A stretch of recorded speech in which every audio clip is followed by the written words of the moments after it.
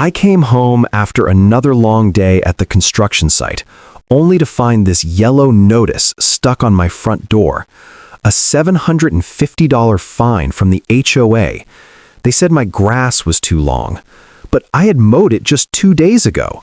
My kids were still playing on that same lawn every evening.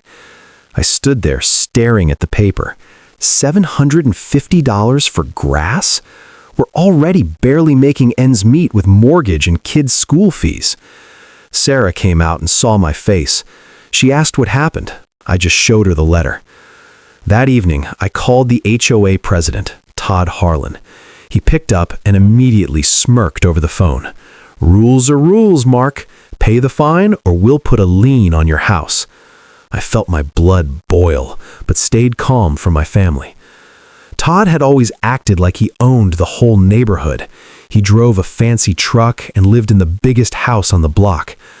That night, I couldn't sleep. I kept thinking about how unfair this felt. Sarah woke up and held my hand. She whispered, "Mark, we can't keep living scared of these people. Our kids deserve a peaceful home." Her words hit me hard. I decided I wouldn't just pay and stay quiet. Next morning, instead of arguing, I did something smart. I went online and downloaded the complete HOA rulebook. It was over 200 pages long. I sat at my desk with coffee and started reading every single line carefully. Hours passed. My eyes were burning, but I didn't stop. Then, on page 47, I found a section about board members' responsibilities. It said they must follow the same property standards as everyone else. But the real shocker was on page 62. Any board member violating maintenance rules will face double the standard fine and possible removal from position. My heart started racing. Was Todd breaking his own rules? That weekend, I quietly drove around the neighborhood with my phone camera. I took photos of every house, especially Todd's big property at the end of the street. Todd's yard was a mess. Overgrown bushes, trash cans left out for days, even a broken fence panel that had been like that for months. His grass was longer than mine had ever been. I photographed everything with timestamps and GPS. Then I compared it to the exact rules Todd and the board were supposed to enforce. The evidence was clear as day. I wrote a polite but detailed letter to the entire HOA board, attached all my photos, the specific rule violations, and asked them to apply the rules fairly to everyone, including themselves. I mailed the package and waited. For 2 weeks, nothing happened.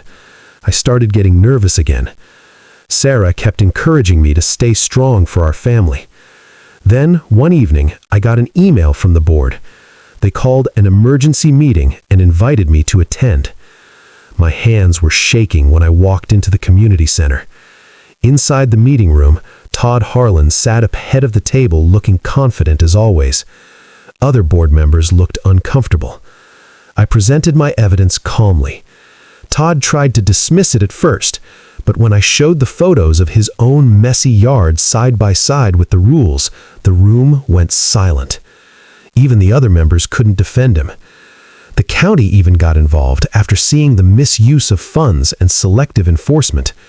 It turned out Todd had ignored complaints from many neighbors for years. After 2 hours of discussion, the board had no choice. They voted to drop my fine completely and issued Todd an $8,500 fine for multiple violations. They also asked Todd to step down as president. He stormed out without saying a word. For the first time in months, I felt like I could breathe again. A few days later, the official letter arrived. My $750 fine was canceled. No lien, no more stress. Sarah hugged me tight when I told her the news. That weekend, I mowed the lawn again, but this time without any fear. My kids ran around laughing. It felt different. It felt like our home again. Now, when neighbors ask what happened, I tell them the truth. Never be afraid to read the actual rules. Sometimes the people making the rules are the ones breaking them the most. If an HOA ever comes after you unfairly, don't just get angry, get informed. Document everything. Stand up for your family with facts. Because in the end, karma has a way of knocking on the right door. And sometimes the bully ends up paying the biggest price. This is my story. If it helped you, share it. And remember, read the rules. Your home is worth fighting for.